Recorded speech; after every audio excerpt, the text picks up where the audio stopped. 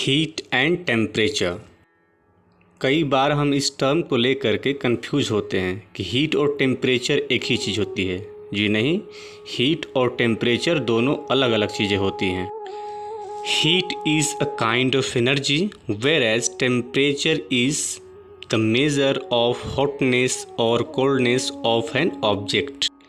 Heat एक तरह की एनर्जी होती है, वहीं टेम्परेचर ये बताता है कि कोई ऑब्जेक्ट हॉट है या कोल्ड है। इसे हम एक एग्जांपल से समझते हैं।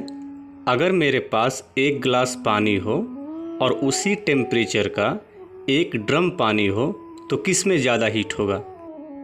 जी हाँ, एक ड्रम पानी में ज़्यादा हीट होगी और वहीं एक गिलास पानी में कम हीट होगी। हालांकि दोनों का टेम्परेचर सेम है।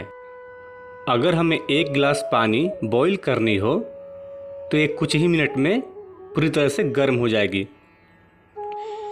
लेकिन एक ड्रम पानी बॉईल करने का क्या ख्याल है?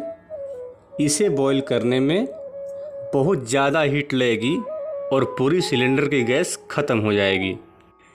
इसका मतलब हुआ कि एक गिलास खौलते पानी में कम हीट होगा और एक ड्रम खौलते पानी में ज़्यादा हीट होगा, क्योंकि हमने उसे खौलाने के लिए ज़्यादा हीट दिया है।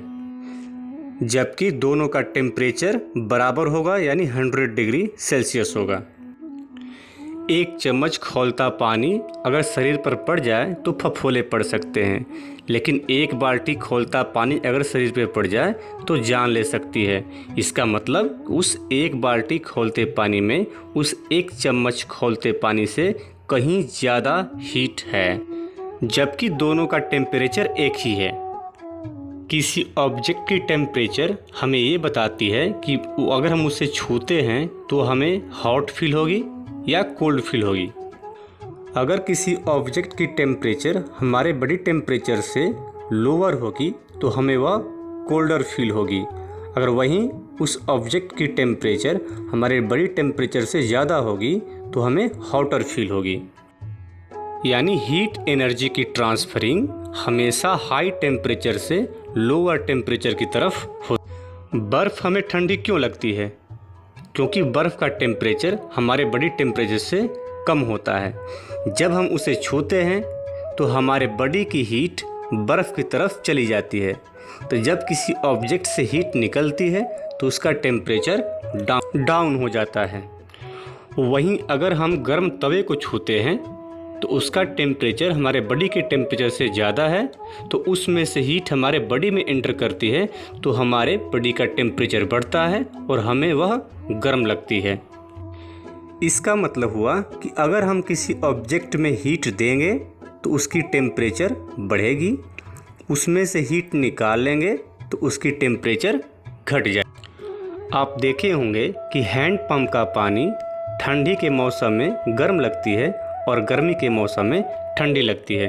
ऐसा इसलिए होता है कि ठंडी के मौसम में हमारे बॉडी का बाहरी टेम्परेचर कम होता है, इसके चलते हमें वह पानी गर्म लगता है, और गर्मी के मौसम में शरीर का बाहरी टेम्परेचर ज़्यादा होता है, इसके चलते हमें वही पानी ठंडी लगती है। ठंडी के मौसम में हाथ का टेम्परेचर कम होने से पानी से हीट हमारे हाथ में ट्रांसफ़र होता है, जिसके चलते हमें पानी गर्म लगती है।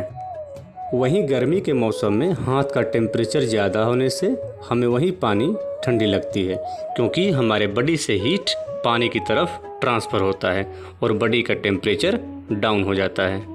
हीट एक एनर्जी है, इसीलिए इसका SI यूनिट जूल होता है। वहीं टेम्परेचर डिग्री ऑफ हॉटनेस या कोल्डनेस होता है और इसका SI यूनिट केल्विन होता है। अब मुझे आशा है कि आपको हीट और टेम्परेचर के बीच का फ़र्क समझ में आ गया होगा और आप अच्छे समझ गए होंगे कि हीट और टेम्परेचर दोनों अलग अलग चीज़ें होती हैं।